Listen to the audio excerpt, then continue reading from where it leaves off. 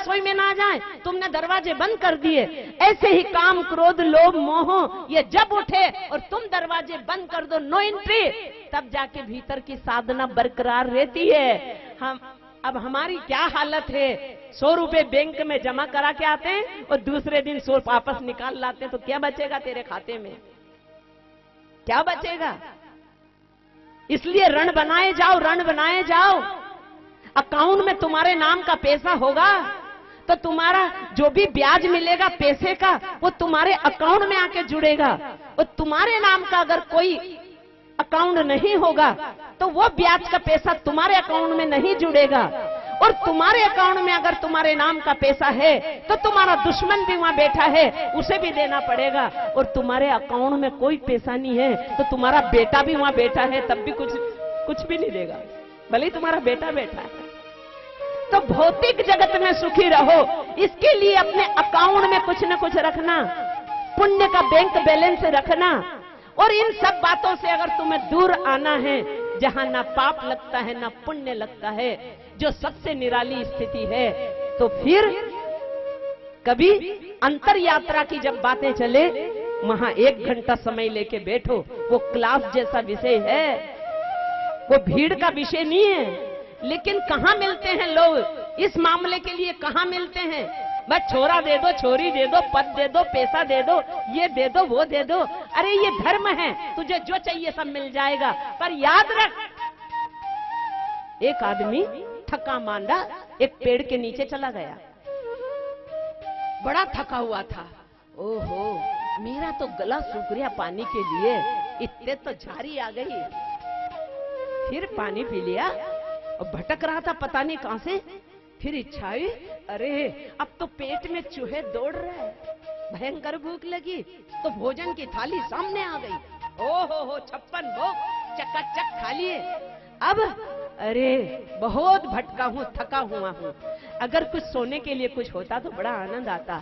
इतने में सेज आ गई, पलंग डल गया, गद्दे डल गए, फटाफट सो गया।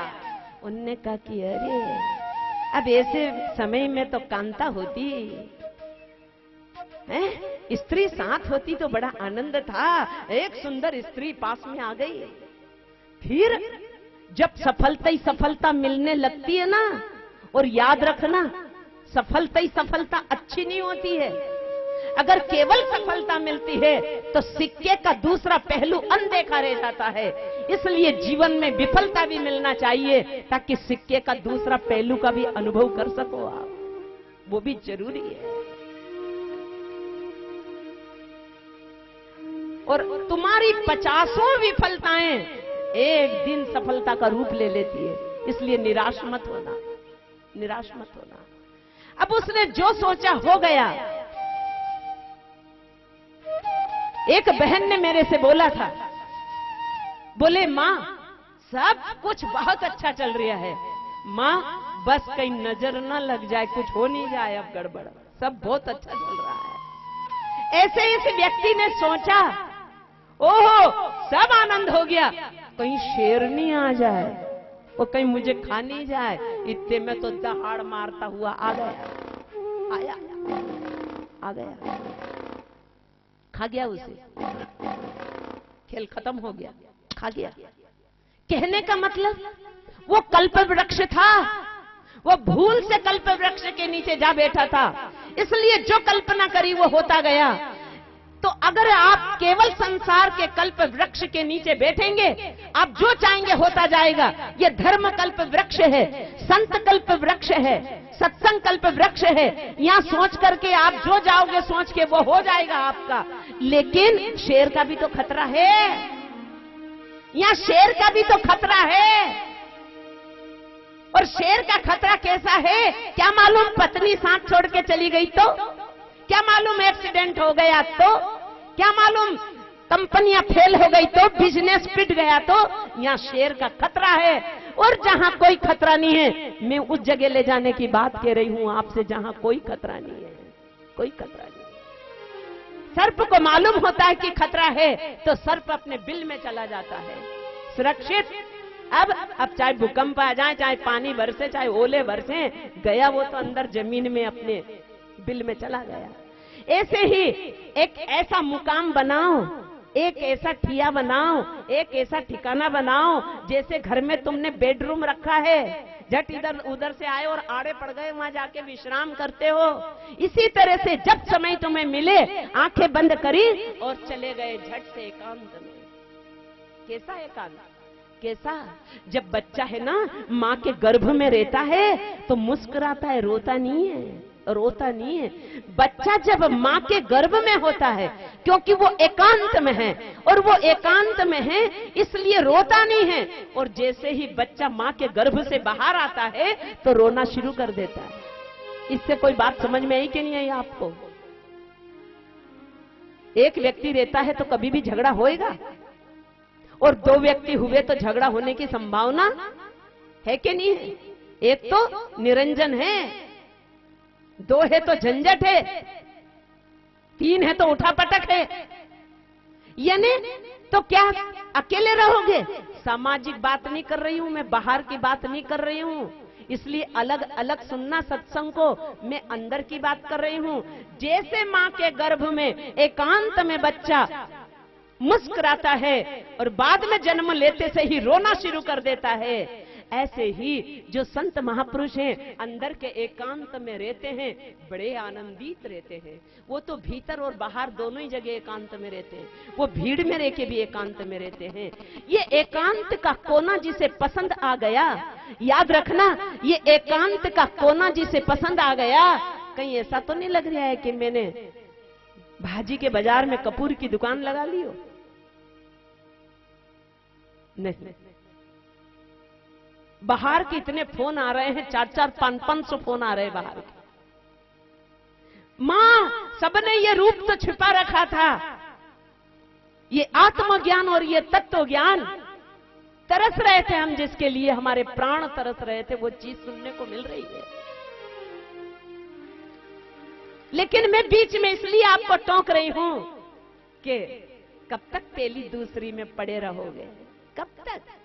अरे वो अध्यापक भी घबरा जाता है, वो भी एक क्लास से दूसरी में, दूसरी से तीसरी में विद्यार्थी को पहुंचा देता है, तो तुम क्या एक ही क्लास में वहीं पड़े रहोगे?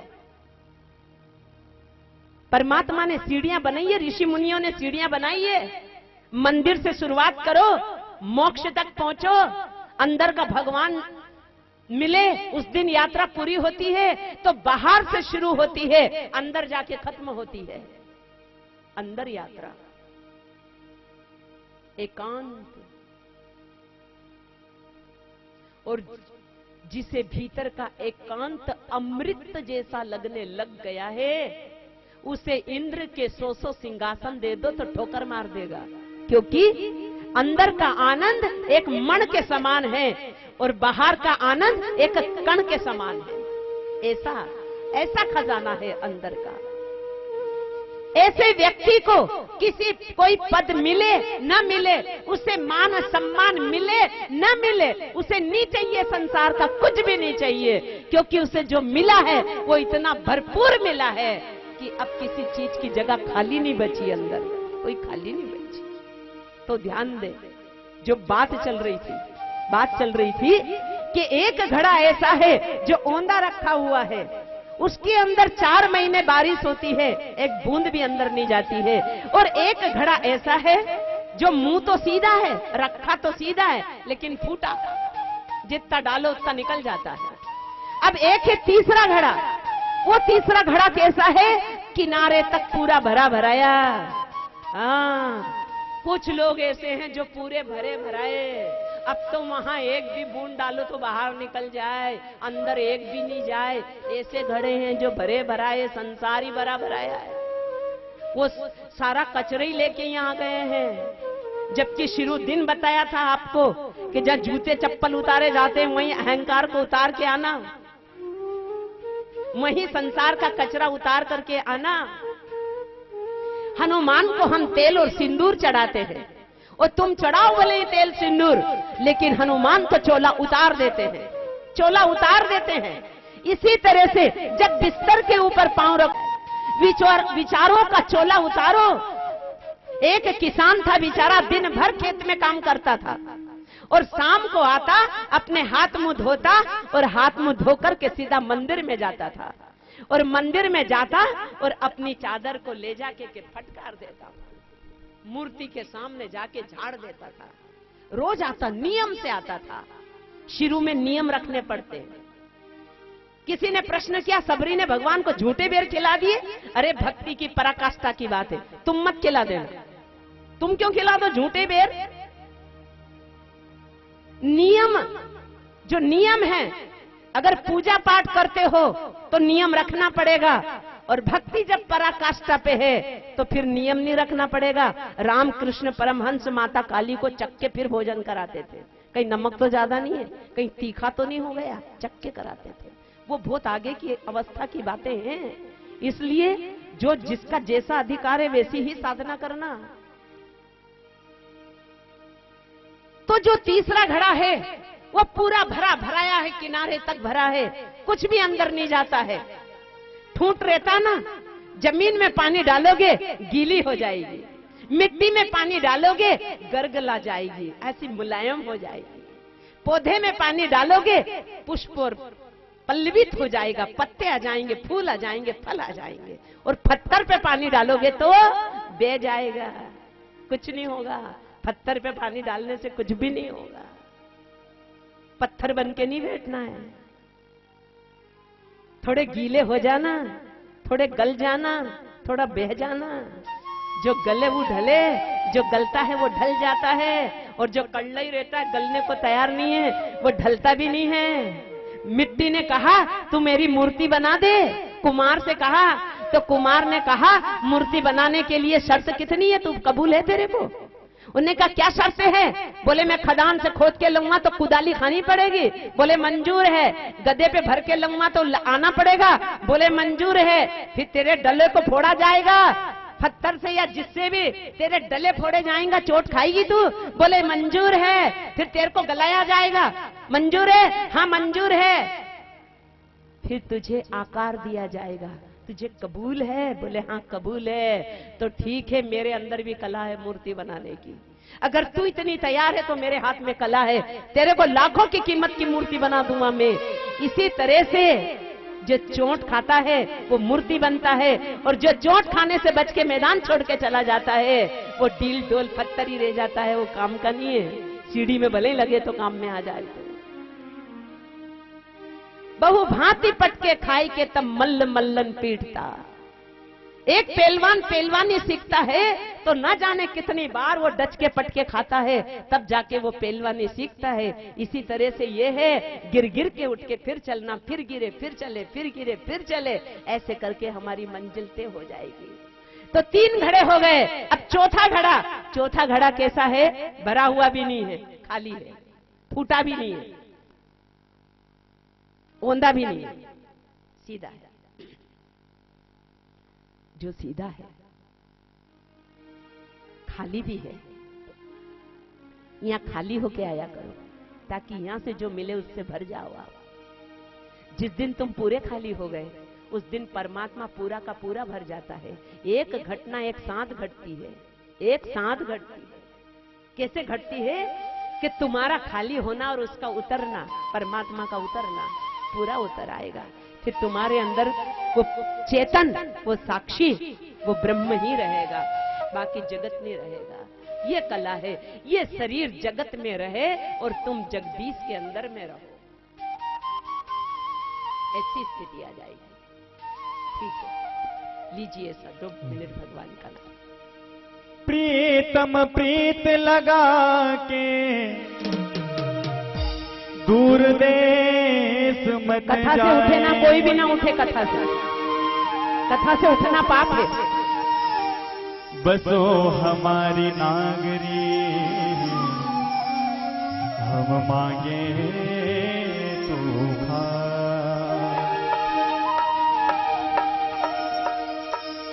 प्रीति बहुत संसार में नाना विधि की सोई, और सांची प्रीत व जानिए सदगुरु से जो हो। आ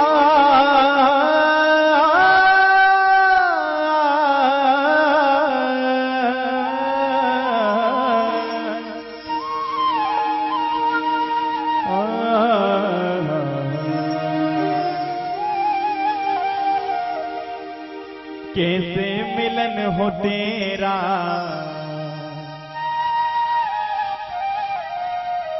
अरे कैसे मिलन हो तेरा मोहन जरा बता दे, कैसे मिलन हो तेरा मोहन जरा बता दे, कैसे मिलन हो तेरा मोहन जरा बता दे।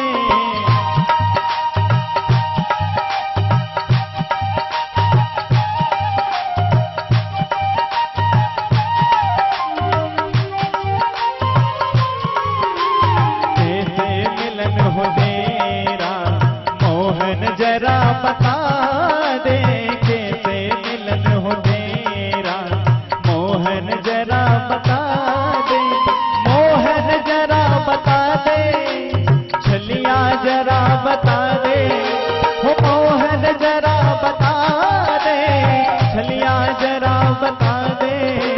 मुझको मेरे करम की, मुझको मेरे करम की ऐसी तो न सजा,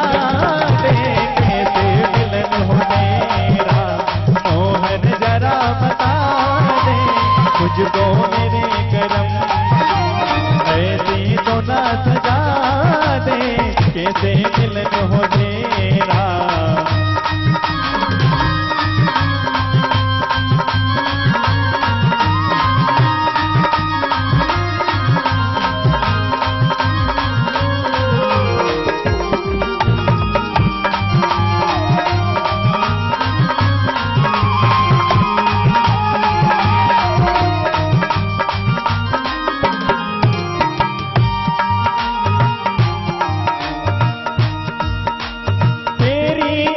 झलक को प्यारे नजरें तरस रही है, तेरी एक झलक को प्यारे नजरें तरस रही है। सावन की बदली जैसे मेरी अखियां बरस रही है, सावन की बदली जैसे मेरी अखियां बरस रही है। कहीं बह न जाए पल पल, कहीं बह न जाए पल पल पल पल, टपक टपक के कैसे मिलन हो तेरा मोहन जरा बता दे।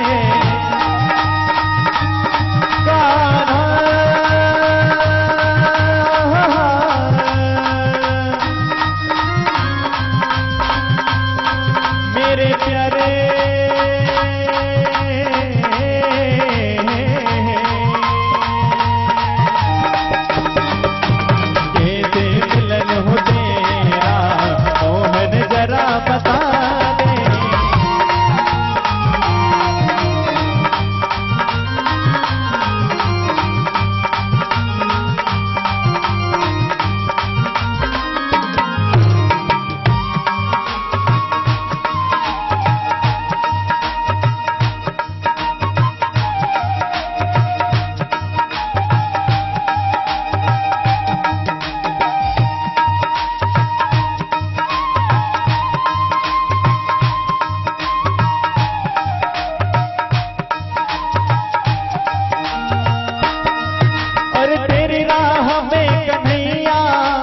पलकों को यूं बिछाया, तेरी राह में कन्हैया पलकों को यूं बिछाया।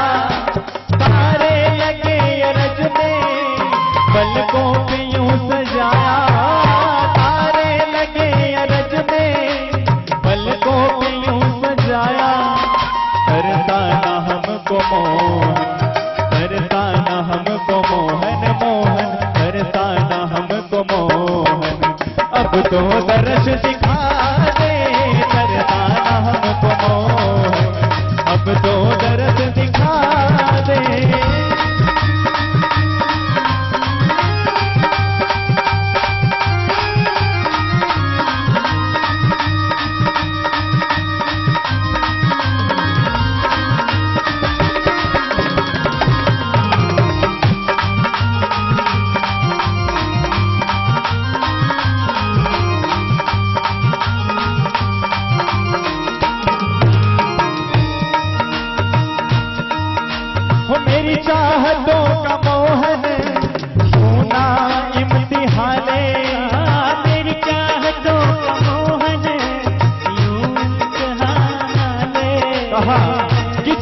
देखा बेवफा पाया इस जमाने को, जहां भी देखा बेवफा पाया इस जमाने को। इसलिए दिल नहीं चाहता, इसलिए दिल नहीं चाहता किसी से दिल लगाने को। और संसार में भी दिल लगाया तो दिल का दौरा पड़ेगा, और परमात्मा से भी दिल लगाया तो जन्म जन्म के दौरे खत्म हो जाएंगे। ये जो आने जाने का दौरा चलता है यहाँ भी समाप्त हो जाएगा। इसलिए कहा कि हम रहे न रहे मोहब्बत रहेगी, हम रहे न रहे मोहब्बत रहेगी, और दास्तां अपनी ये दुनिया कहेगी, और नाम हो जाएगा अमर उस शख्स का, नाम हो जाएगा अमर उस शख्स का जिसके लबों पर खुदा की इबादत रहेगी, जिसके लबों पर प्रभु की प्रार्थना रहेगी, परमात्मा का नाम रहेगा। मेरी चाहतों का मोहन यूं ना इम्तिहाने, मेरी चाहतों का मोहन यूं ना इम्तिहाने। चाहत में तेरी मुझको न इतनी बड़ी सजा दे, चाहत में तेरी मुझको न इतनी बड़ी सजा दे।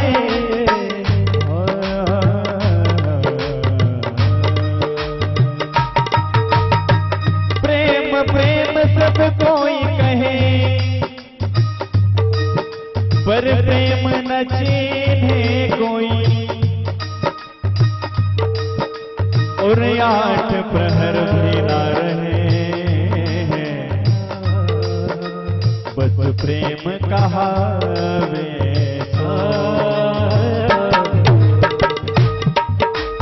मेरी चाहतों का मोहन यूं ना इम्तिहाने, मेरी चाहतों का मोहन यूं इम्तिहाने। अरे चाहत में तेरी मुझको आना,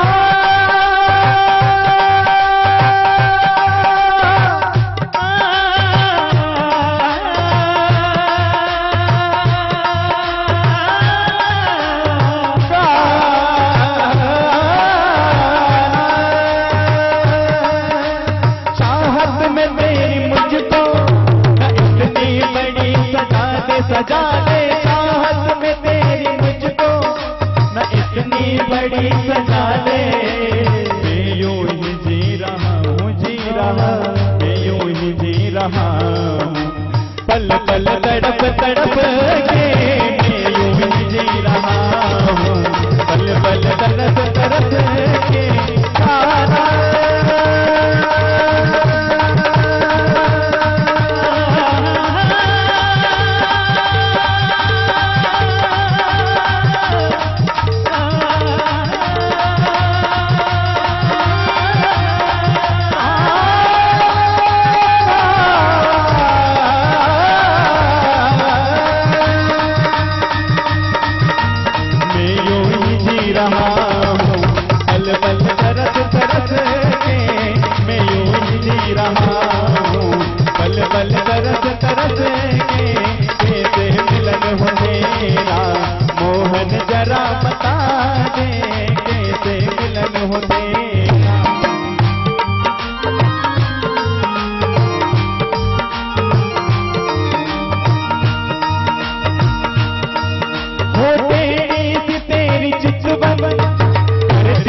मुझको पागल हो तेरी सी तेरी चितवन नाना करती है मुझको पागल।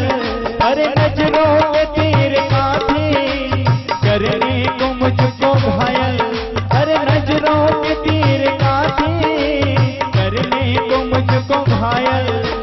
करकस को यूं न मारो, करकस को यूं न मारो, मर जाऊंगा तड़प के। करकस को यूं न मारो, मर जाऊंगा तड़प के।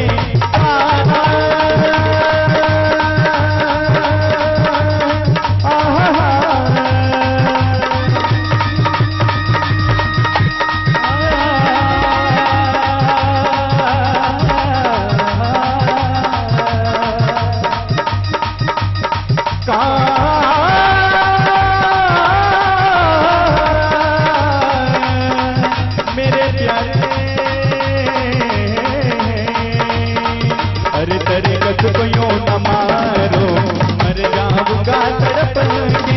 एक बार ऊपर हाथ करके तालियां बजा दिए परमात्मा के लिए सभी, ताकि आनंद के रूप में परमात्मा पूरा का पूरा हमारे अंदर आ जाए।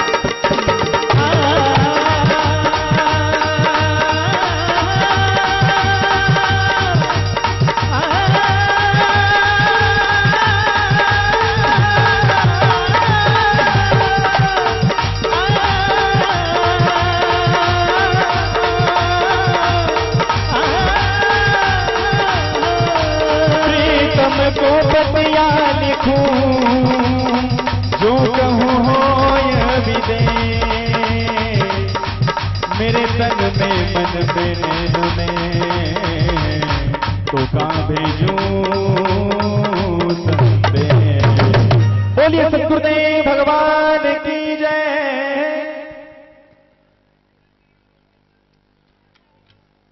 आंसू आंखों में ही रहते हैं और फिर भी आंखें रोती है। ऐसे ही परमात्मा हमारे ही अंदर है। ध्यान दे इधर।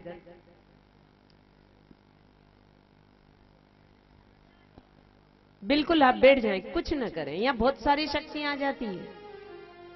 बिल्कुल, हाँ, बिल्कुल उधर ध्यान ना दें, आप सत्संग की तरफ ध्यान दें, है ना। बहुत सारी आत्माएं आ जाती है, उनको भी शांति चाहिए। शांति मिलती है यहाँ पे, है ना। शरीर में आत्मा आ जाती है, बहुत को आ जाती है, इसलिए बैठे रहें, बिल्कुल शांत रहें। अब वो समा आप ना बिगड़े, दूसरे का नुकसान हो रहा है उससे। ध्यान दे।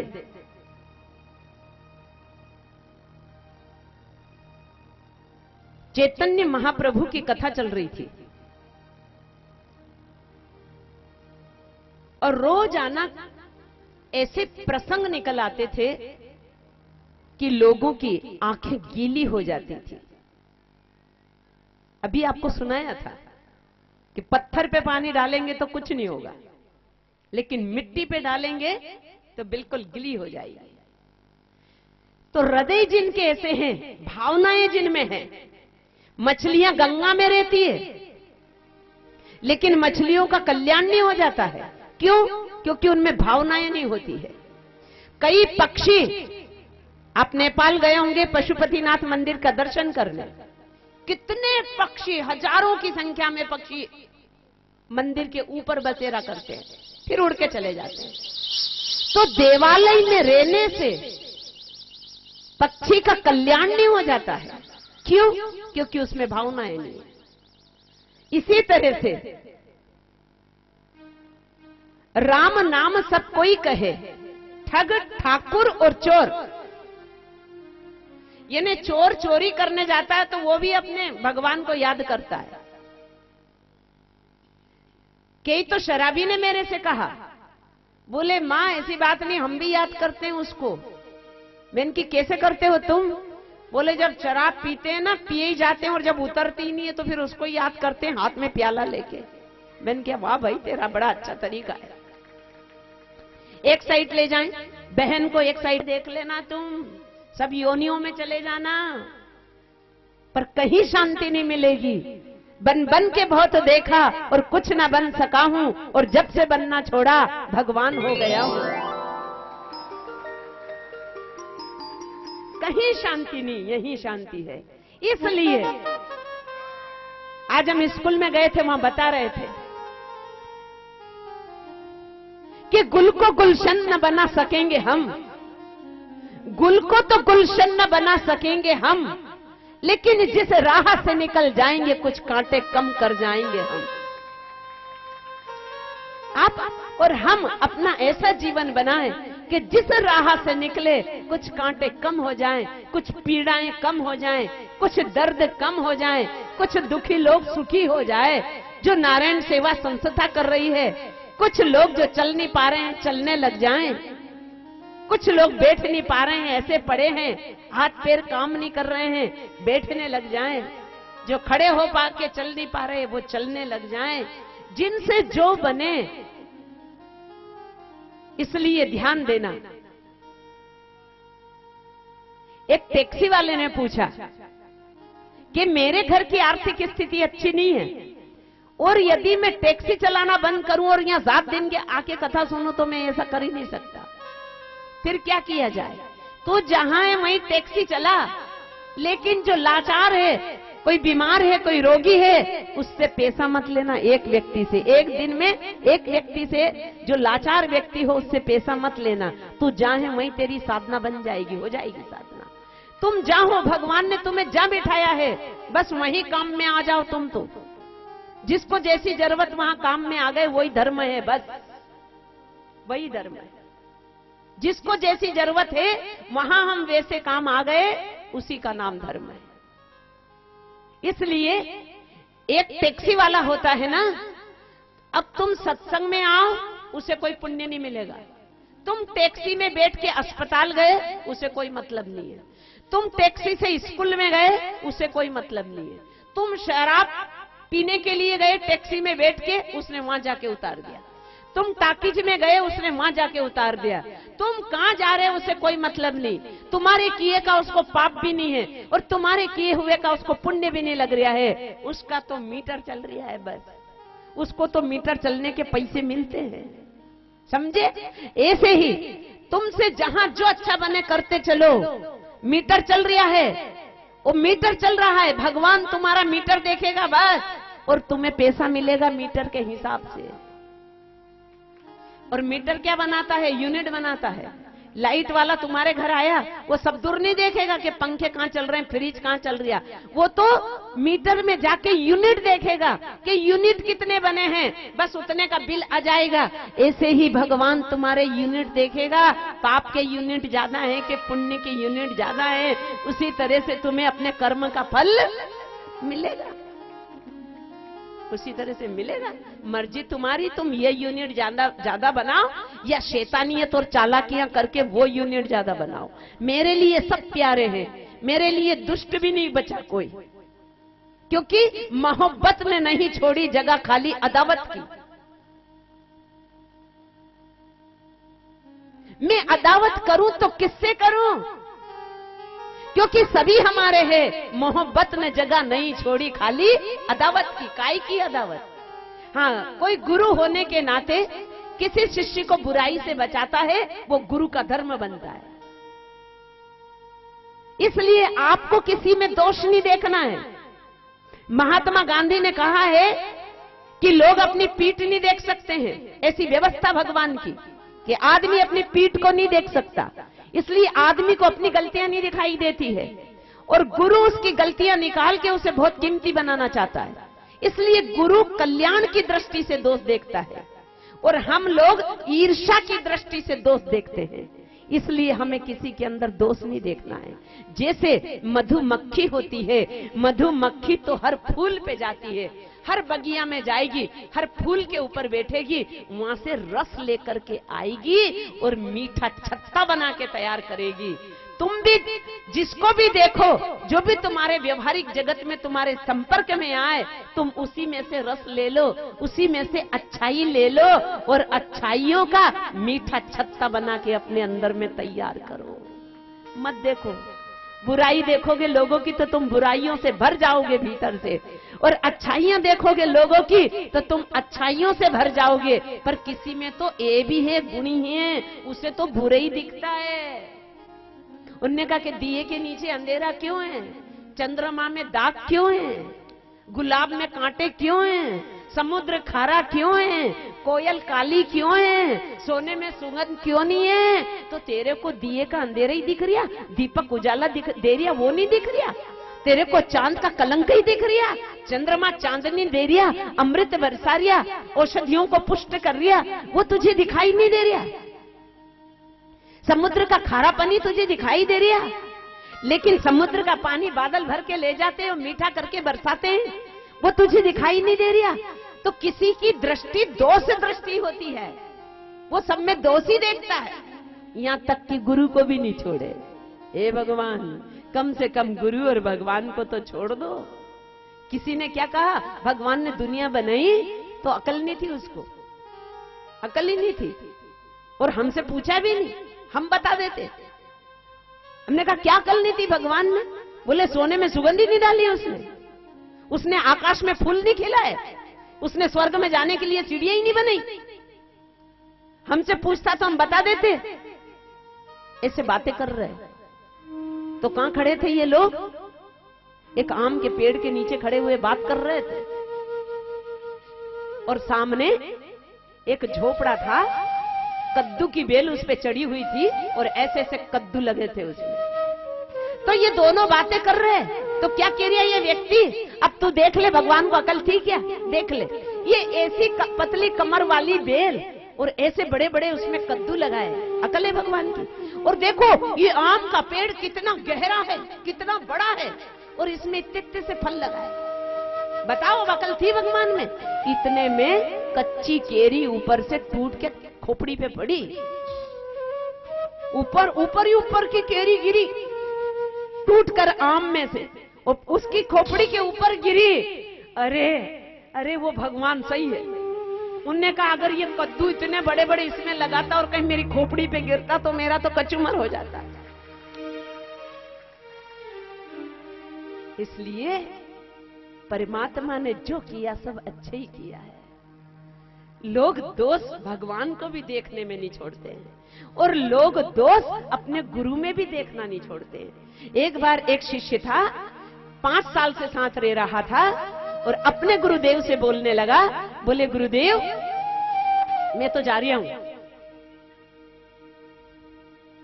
देख लिया गुरुदेव को, जैसा मैं खाता हूं ये खाते हैं, मैं सोता हूं ये सोते हैं, मैं स्नान करता हूं ये करते हैं, इनमें और मेरे में क्या फर्क है? यूं ही 5 साल बर्बाद कर दिए, कहां गलत के चक्कर में फंस गए। चलो अपन तो जाने लगा गुरुदेव को छोड़ के। अब गुरु तो सब जानते हैं, यही तो बात है, वो तो तुम्हें अंदर से जानते हैं कि विचार क्या चल रहा है तुम्हारा, क्योंकि गुरु भीतर से खाली और शुद्ध होते हैं। और जो जिसका भी प्रतिबिंब बनता है, समझ लो वो व्यक्ति चिंतन कर रहा है। और ज्यादा के नहीं बनते, जो ज्यादा निकट प्रेम वाला होता है उसके बनते हैं, और ज्यादा गहरी दुश्मनी रखता उसके बनते हैं। और क्या सोच रहा है वो भी पता लगता है कि तुम्हारे लिए क्या प्लानिंग बना रहा है। गुरुदेव को मालूम हो गया। गुरुदेव ने कहा ठीक है तुम जा रहे हो? बोले हाँ जा रहा हूं। उन्होंने कहा ले ये जादू की छड़ी ले जा। बोले ये क्या करती है जादू की छड़ी? बोले ये जादू की छड़ी ऐसी है कि दूसरे के मन के भीतर क्या चल रहा है वो तू देख लेना, तेरे को पता लग जाएगा। तुरंत इसने जादू की छड़ी ले ली गुरु से और जाने लगा। उन्होंने कहा पहले गुरु को तो टटोल लूं कि इनके मन के भीतर क्या है, इनको ही देख लूं पहले। जो जहां से शक्ति पाता है वो उन्हीं के ऊपर प्रहार करने लग जाता है उस शक्ति का। भस्मासुर ने शक्ति कहां से प्राप्त करी थी? शंकर भगवान से। और उस शक्ति को कहां आजमाने लगा? भगवान शंकर के ऊपर ही आजमाने लगा। पर याद रखना, जो दुर्जन और दुष्ट प्रवृत्ति के लोग होते हैं वो शक्ति दूसरे पे तो आजमाने जाते हैं, पर उसका हाथ उसके ही सिर पे धराता है, उस शक्ति से उसी का नाश होता है। दूसरे के लिए तुम बुरा सोचोगे, उसका बुरा तो उसके कर्म के अनुसार होगा, क्योंकि कर्म का फल भगवान के हाथ में है। कर्म अगर खराब है तो तेरा किए हुए से उसको परेशानी आ जाएगी, तू नहीं करता तब भी आ जाती उसको परेशानी, क्योंकि उसके कर्म का पीरियड था। तो दूसरे का अच्छा और बुरा तो कब होगा? जब उसके कर्म में लिखा होगा। लेकिन तू अगर दूसरे का बुरा करने जा रहा है तो तेरा बुरा पक्का होना है। वो हाथ उसी के सिर पे गया और भस्मासुर अपनी शक्ति से खुद खत्म हो गया। इसलिए शक्ति का दुरुपयोग नहीं करना है, जो भी आपको दिया है उसका सदुपयोग करना है, दुरुपयोग नहीं करना है। तो जैसे ही उसने छड़ी ली गुरुदेव से और गुरुदेव को देखने लगा, देखे तो क्या देखा? कोई बारीक बारीक मच्छर, बारीक से बारीक मच्छर, 1-2 मच्छर उड़ रहे गुरु के अंदर। ये नहीं, इतनी बारीक दोष है गुरु के अंदर, बारीक कमियां हैं, थोड़ी सी है। जाने लगा। गुरुदेव ने कहा रुक जा, अगर तूने छड़ी से मेरे मन को देख लिया है तो जरा सी छड़ी से तू अपनी तरफ भी तो देख, तेरे अंदर क्या है, देख जल्दी। उसने छड़ी से अपने अंदर क्या देखा कि मेरे मन में क्या है। जो स्वयं के मन को देखा तो बड़े बड़े अजगर, बड़े बड़े सांप, बड़े बड़े केकड़े, बड़े बड़े बिच्छू, घबरा गया देख करके और गुरु के चरणों में गिर पड़ा, गिर गया गुरु के चरणों कि गुरुदेव मेरे अंदर तो ऐसे ऐसे बड़े काम, क्रोध, काम रूपी अजगर बैठा, क्रोध रूपी सर्प बैठा, पता नहीं राग द्वेष रूपी बिच्छू बैठे, मेरे अंदर तो बहुत भरा। और आपको जब देखा तो कहीं के बारीक मच्छर उड़ रहे हैं। चरण पकड़ लिए गुरु के, अब मैं आपको छोड़ के नहीं जाऊंगा। क्यों? क्योंकि मैंने अभी तक आपको बाहर से देखा था, भीतर से नहीं देखा था। इस छड़ी के द्वारा मैंने भीतर से देखा। जो एक बात रोज सुन रहे हो आप कि मुखड़ा देख लिया दर्पण में और दाग न देखे सीने में। आज आदमी को अपने को देखने की फुर्सत ही नहीं है, कभी इधर तो देखता ही नहीं है, इधर ही इधर देख रिया है, इधर इधर सामने ही सामने देख रिया है, इधर का तो दिखाई नहीं दे रिया है। साधक वो होता है जो केवल अपने को देखने का काम करता है, अपने को देखता है। याद रखना, एक चिमनी थी, चिमनी चिमनी रहती है ना, जैसे आप लेटरिन बाथरूम बनाते हो तो वो गैस पाइप में जो लगी रहती है वो चिमनी। तो दो सज्जन थे, पादरी थे, वो चिमनी में से उतरे, उस चिमनी में से उतरे गया। फिर ध्यान तुम्हारा, कान यहीं लगाना है, यहीं लगाना है। वही आत्माएं हैं, कुछ नहीं, वो की वही आत्माएं। तो ध्यान दे, दोनों उस चिमनी में से उतरे और जब निकल करके बाहर आए तो एक के कपड़े पूरे काले और एक के कपड़े पूरे सफेद। तो महात्मा ने अपने शिष्यों से कहा कि बताओ स्नान कौन करेगा, दोनों में से नहाएगा कौन? तो शिष्य ने कहा कि गुरुदेव, जिसके कपड़े पूरे काले हो गए हैं ना, वो स्नान करेगा, और जिसके कपड़े साफ सफेद हैं वो ना तो कपड़े बदलेगा ना स्नान करेगा। तो गुरुदेव ने कहा कि गलत, गलत, स्नान वो करेगा जिसको दाग भी नहीं लगा, बिल्कुल सफेद कपड़े, वो स्नान करेगा, और जिसके पूरे काले हैं ना वो नहीं करेगा। बोले ऐसा क्यों गुरुदेव, ये तो बात ही समझ में नहीं आ रही। तो गुरुदेव ने कहा ये दोनों अपने को थोड़ी देखेंगे, वो काले कपड़े वाला उसको देख रहा है, उनने कहा सफेद है तो अपन भी सफेद ही है, और वो सफेद कपड़े वाला इसको देख रहा है कि इसके कपड़े धुएं में, काली मां में पूरे खराब हो गए हैं, इसका मतलब मेरे भी खराब होंगे तो बदल के नहाना ही पड़ेगा। पर देख नहीं रहा, इधर नहीं देख रहा, उधर देख रहा है, अपने को नहीं देखा। शायद उदाहरण समझ में आया या नहीं आया। आज लोग अपने को नहीं देख रहे हैं, सब दूसरे को ही देख रहे हैं, दूसरे के द्वारा अपना संचालन कर रहे हैं कि लोग हमें कैसा समझते हैं तो वैसे ही अपना संचालन चालू कर दिया, लोग हमें ऐसा बोलते हैं तो वैसे ही संचालन चालू कर दिया। हम अपने को नहीं देख रहे हैं। और भगवान कृष्ण गीता में कह रहे हैं कि जब हम दूसरे को देखते हैं तो दृष्टि हमारे ऊपर से हट जाती है, और जब दृष्टि हमारे ऊपर से हट जाती है तो हमारा चेहरा कैसा है, हमारी चादर कैसी है, हम देख नहीं पाते हैं। और जब दृष्टि हमारी हमारे ऊपर लौट करके आती है तब हम अपने को देख पाते हैं कि हम क्या कर रहे हैं, है ना। दुर्योधन की दृष्टि कैसी थी कि अगर दूसरा एक भी घाव दे दे तो दिखता था उसे कि किसी ने मुझे घाव दिया है, और वो लोगों को 10,000 घाव दे चुका, वो उसे दिखता ही नहीं था। दूसरा गलती करते हैं तो हमारा रोम रोम आंख बन के देखने लगता है, हजारों आंख वाले बन जाते हैं हम। दूसरों की गलती देखने के लिए और अपनी कमियां देखने को हम फूटी आंख के हो जाते हैं, काणी आंख से भी नहीं देखते हैं हम अपना दोष, आंखें मूंदी लेते हैं अपने बारे में। इसलिए या उल्टा करना पड़ेगा, आपको परिवर्तन करना पड़ेगा। दूसरों को बहुत देख लिया, औरों को देखने वाला बिखर जाता है और अपने को देखने वाला निखर जाता है, परिष्कृत हो जाता है। और परमात्मा क्या है? आपका परिष्कृत रूप, अंदर वाला रूप। तुम बाहर के रूप को सजाने में लगे हो।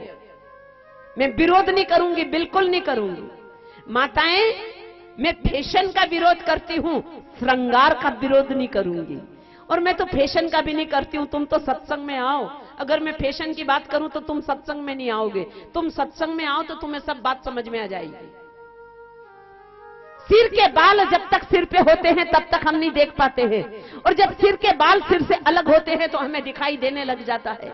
हमारे मुंह के दांत को हम देख नहीं पाते हैं, और जब हमारे मुंह का दांत अलग निकल जाता है तब हम उसे अच्छे से देख पाते हैं। ऐसे ही हमारी कमियां हम में रहती है, हम देख नहीं पाते हैं, और जब हमारी कमी हमसे दूर होने लगेगी, जाने लगेगी, तब हम उसे देखने लग जाएंगे।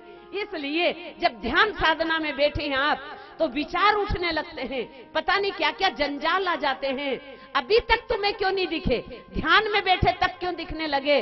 क्योंकि जब कोई चीज हमें दिखने लगती है तब वो हमसे अलग हो जाती है, और जो चीज हमसे अलग हुई है अब वो जाने की तैयारी में है, उसे जाने दो, जाने दो।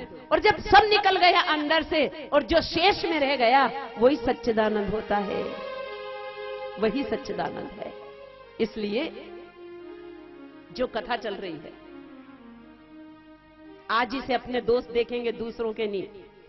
अच्छाइयों का शहद का छत्ता बना के तैयार करेंगे मधुमक्खी की तरह। और साधारण मक्खी क्या होती है? साधारण मक्खी भिष्टा पे जाके बैठ के गंदगी सांस ले लेती है। अगर हम दूसरों के दोस्त देखते हैं तो समझना भिष्टा पे बैठ गए, साधारण मक्खी है हम, और वहां बैठ के वहां की गंदगी का असर जरा तो होता है। आपके अंदर आया गंदगी का असर, इसलिए वो मक्खी नहीं मधुमक्खी बनना है। तो कथा कहां चल रही? चैतन्य महाप्रभु की कथा चल रही। तो चैतन्य महाप्रभु की कथा में ऐसे ऐसे प्रसंग आते हैं कि लोगों की आंखें गीली हो जाती है। एक सज्जन थे, वो भी रोज कथा में आते थे, तो लोगों के चेहरे को देखते थे, सबकी आंखों की धाराएं बहती है आंखों से, और किसी की आंखें गीली हो जाती है, और मेरे को तो कभी आंख में आंसू ही नहीं आता है। तो क्या करने लगे वो रुमाल को ऐसा मिर्ची में हल्का सा ऐसे मिर्ची में दबा लाते और फिर घड़ी करके साथ लेके आ जाते। रोजीना पिसी हुई मिर्ची से ऐसा रुमाल लगा दिया और लगा के वापस उसकी तह बना करके और ले आते थे साथ में।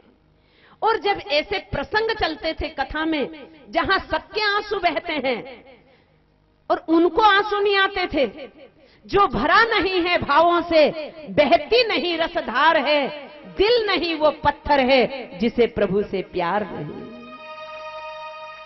लोग कहते हैं भगवान में मन नहीं लगता, क्योंकि तेरा प्रेम नहीं है भगवान से, इसलिए मन नहीं लगता। जहां तेरा प्रेम हो जाता है ना, वहां से हटाने के लिए गुरु भी थक जाते हैं, क्योंकि तेरा मन ऐसा दौड़ दौड़ के जाता है वहां की जगह, क्योंकि तेरा प्रेम है किसी से। ऐसा तेरा प्रेम भगवान से हो जाएगा तो तेरे को दुनिया वाले कोई हटा नहीं सकते। हमारा प्रेम नहीं है भगवान से, इसलिए हमारा मन नहीं लगता है। पढ़ने वाले विद्यार्थी सुन ले, पढ़ने वाले बच्चे कहते हैं मां पढ़ाई में मन नहीं लगता, इसलिए नहीं लगता है कि तुम विद्या को प्रेम नहीं करते हो। और हमारे शास्त्र में विद्या को क्या बताया है?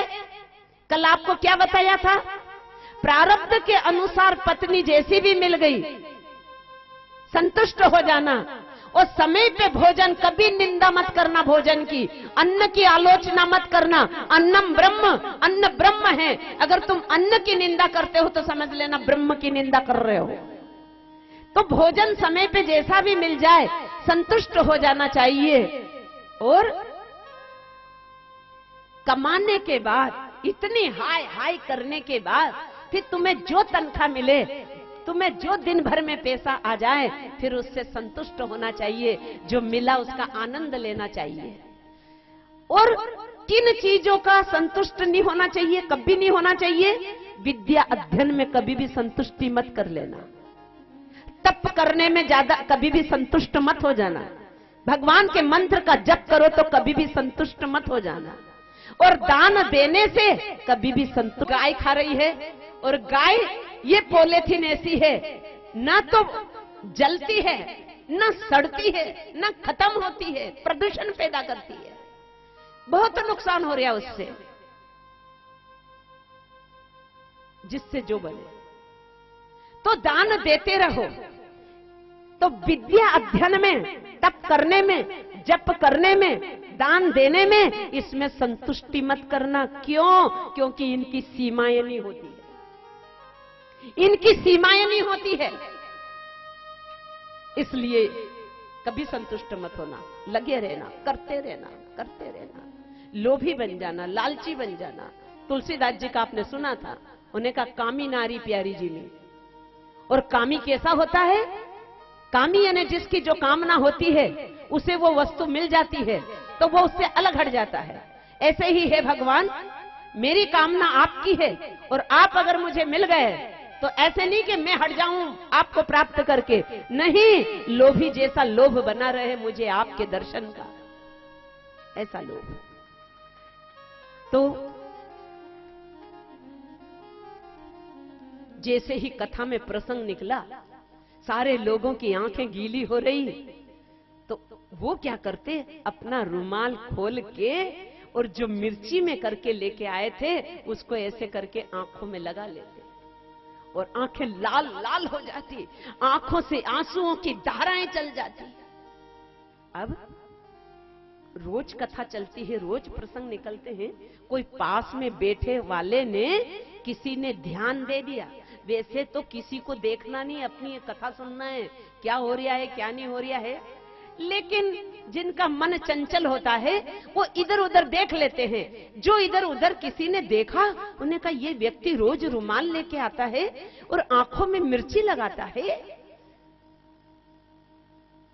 एक दिन चैतन्य महाप्रभु से कहा, प्रभु आपकी कथा में एक व्यक्ति ऐसा आता है जो रुमाल में मिर्ची लगा के आता है, और जब ऐसे प्रसंग निकलते हैं तो वो आंखों से लगा लेता है रुमाल को।